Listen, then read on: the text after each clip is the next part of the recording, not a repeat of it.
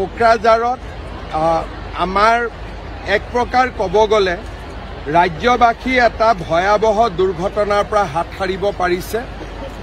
ৰাতি প্ৰায় পুৱতি নিশা 3 মান বজাত, মোৰ টাইমটো অলপ ভুল হ'ব পাৰে, 3টা বজাত ডিজিপিয়ে মোক ফোন কৰি কৈছিলে যে আমাৰ এটা বিশেষ ৰেলৰ অংশ IED ব্লাষ্ট কৰি উৰুৱাই দিয়া হৈছিলে। ৰেল এখন পাৰ হৈ গৈছিলে, লোক পাইলটগৰাকীয়ে দেখা পায় আৰু তেওঁ আমাক ৰেলৱে খবৰ দিয়ে, ৰেলৱে পুলিচক খবৰ দিয়ে। ঘটনাৰ লগত জড়িত এজন ব্যক্তিৰ নাম আমি পাইছোঁ, পুলিচে অনুসন্ধান কৰি আছে।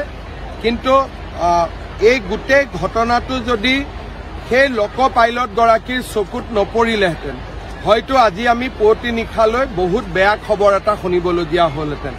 মই ৰাতিয়ে কোকৰাঝাৰ পুলিচে কৈ ঘটনাৰ তদন্তও কৰে আৰু ৰাতিৰ ভিতৰতে ৰেল লাইনটো মেৰামতি কৰি দিয়াও হয়। এতিয়া ৰেল লাইনত সাধাৰণভাৱে ৰেলগাড়ী চলিব আৰম্ভ কৰিছে। মই ডিটেইলছ ক'ব খোজা নাই। এজন ব্যক্তিক আমি চিহ্নিত কৰিছোঁ আৰু সেই ব্যক্তিজনৰ বিৰুদ্ধে অসম আৰু ঝাৰখণ্ড দুয়োখন ৰাজ্যতে বিভিন্ন গোচৰ আছে। খুব সম্ভৱ আমি বা অসম পুলিচে প্ৰচেষ্টা কৰি ব্যক্তিজনক গ্ৰেপ্তাৰ কৰিবলৈ সক্ষম হ'ব। আমি ব্যক্তি এজনক চিনাক্ত কৰিছোঁ।